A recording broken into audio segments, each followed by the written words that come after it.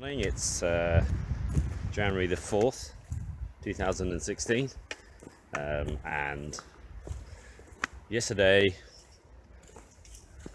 in the morning, was around about -6, -7.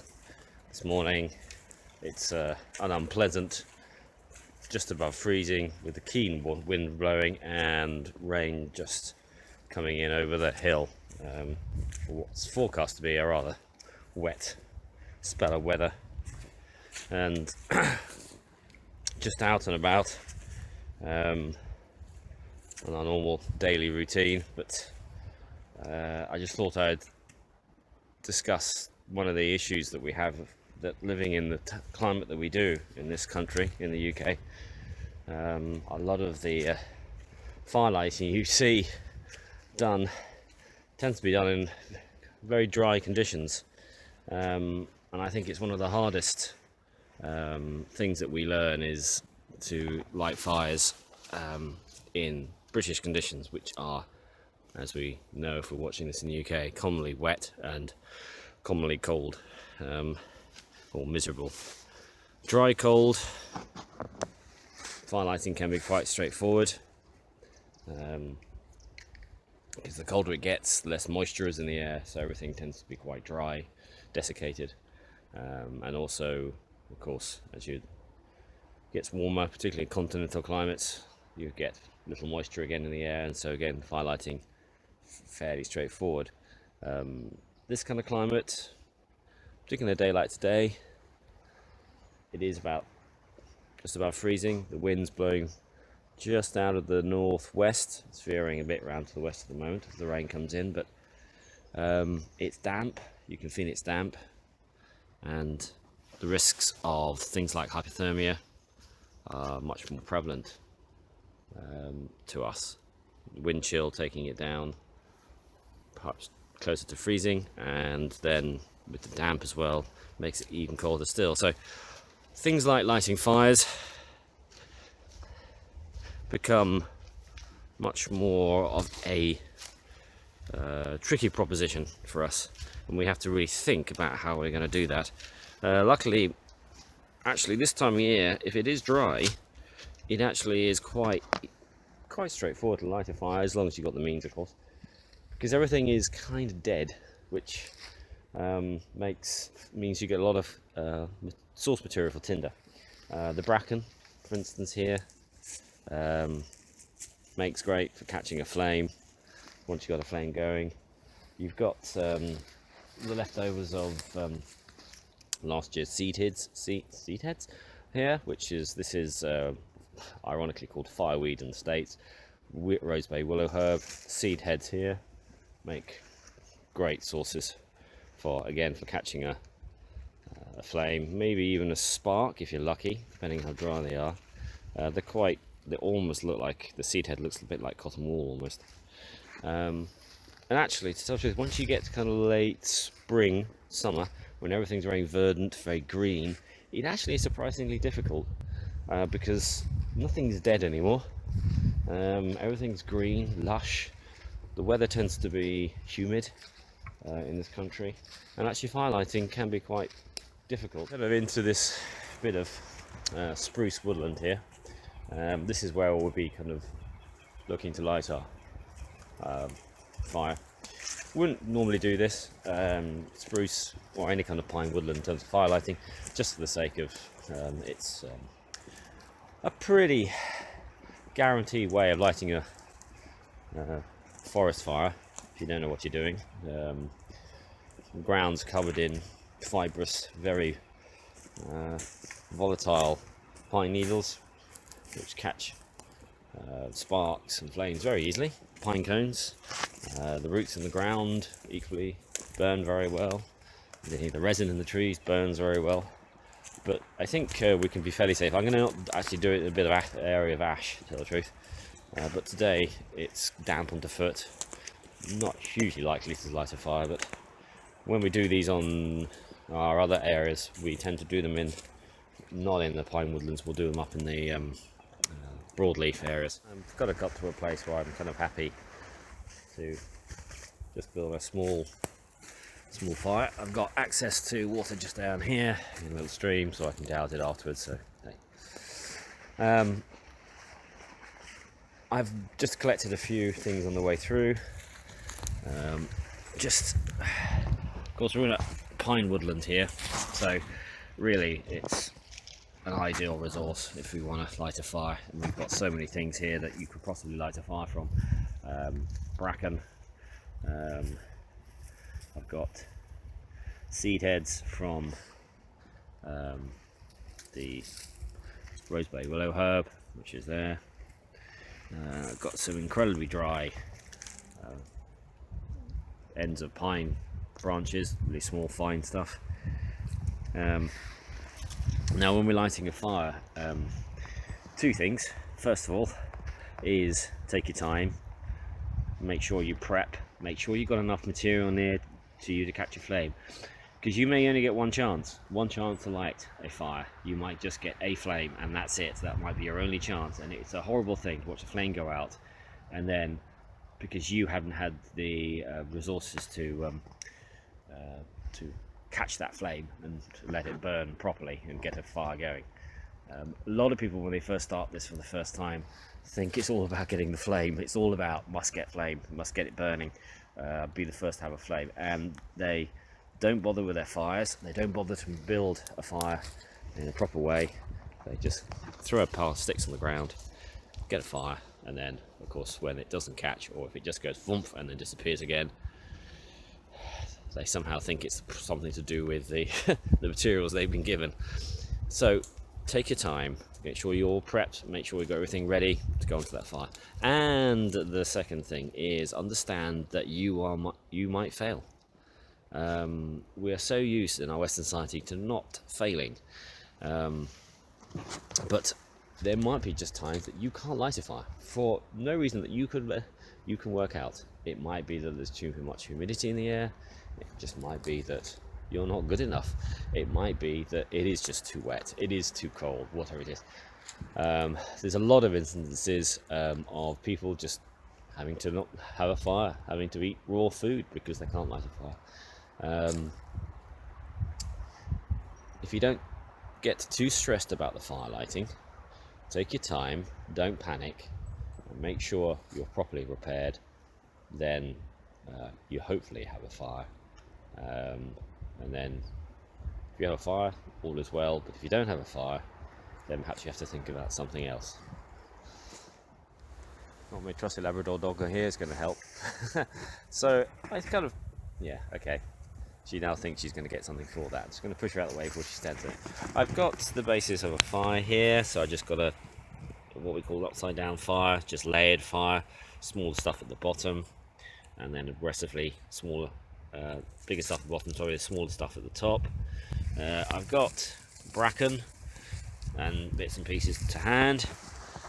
Over here, I think I've got a little tea light. I don't tend to use these, but they are useful just to catch a flame when all else fails. You've got a little tea light just to catch a flame in case your flame goes out. You've got the candle going.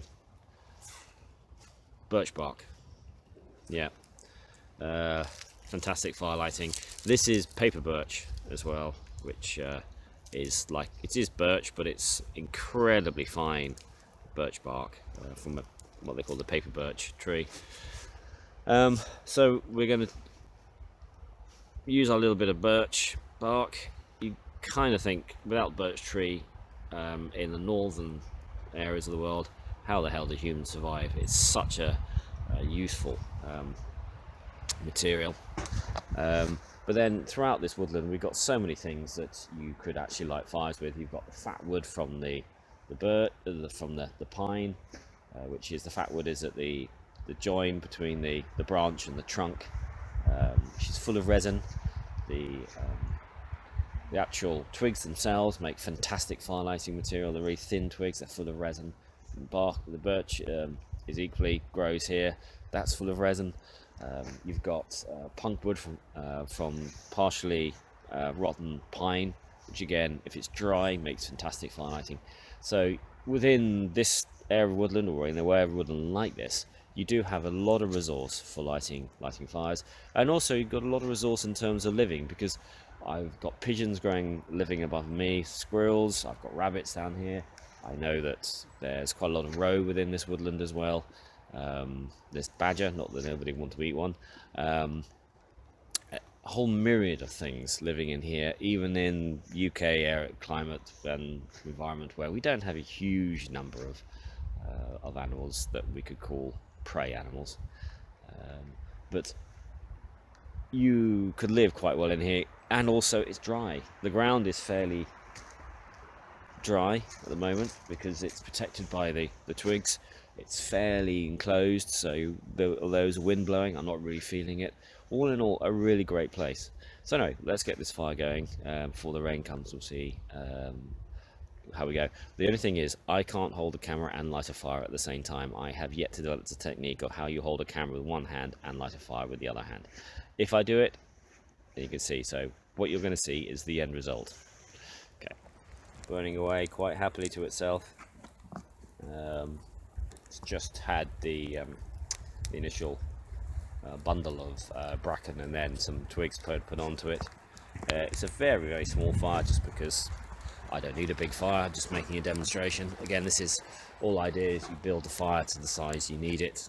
Don't just decide you're going to build one which has got kind of telegraph pole size sticks in it just because you feel the need to have telegraph size sticks on it. Again, you're building a fire for the purpose of it. This one is small and perfectly formed.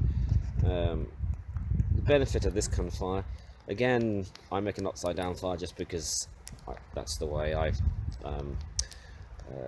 do them. There are other methods of lighting. In terms of producing, making the actual initial pile,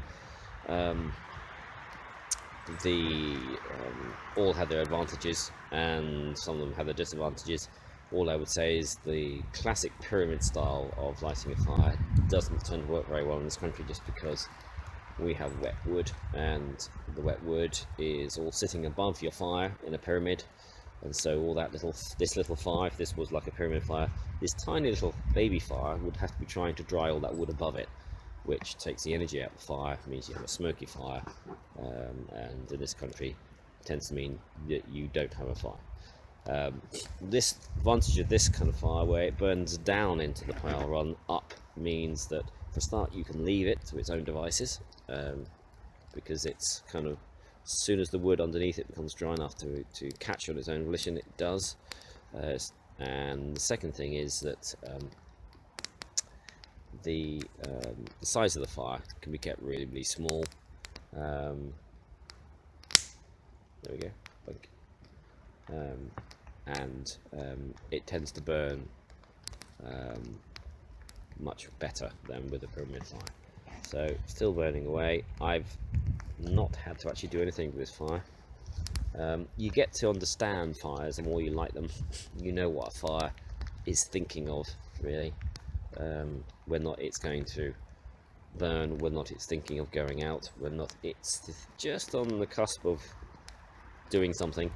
Initially, when they're small, people tend to panic. They've got a flame and they start throwing things at it. I always said the fire, when it's very young, is just like a very small baby. You can overfeed it, you can underfeed it, and you just have to learn, just like we do with a small child or a baby, you learn to understand what it's saying to you.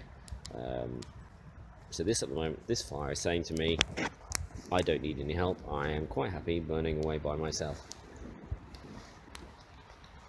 Surprisingly, small fire will produce a surprising amount of warmth. This one, I'm sitting here, the benefit of this, there's almost no smoke coming off this fire, which is nice. I'm sitting here, I'm actually getting quite a bit of warmth from it, and I could, within reason, probably put a cup of water on there and perhaps boil it. It has to be a bit bigger if I was going to do that, to tell the truth, but I might just get a little cup of water out of this.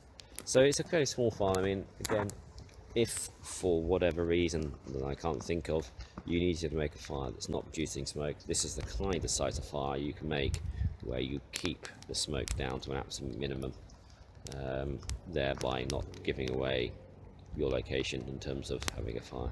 I don't know why you'd want to do that, but perhaps there would be a reason for it. I'm not going to speculate as why you'd want to make a smokeless fire. The thicker the wood, the more likely it is to smoke, particularly if it's been wet for long periods of time, because the inside of the wood will be wet and the fire will be doing a lot of drying. It won't be smoke as such, it's going to be steam, combination steam and smoke, and that's why you get these really smoky fires. It tends to be a lot of steam coming out of the wood. The fire therefore burns inefficiently, and inefficient fires smoke. So the more inefficient a fire, the more smoky it will tend to be. I am now going to blow this fire just very gently.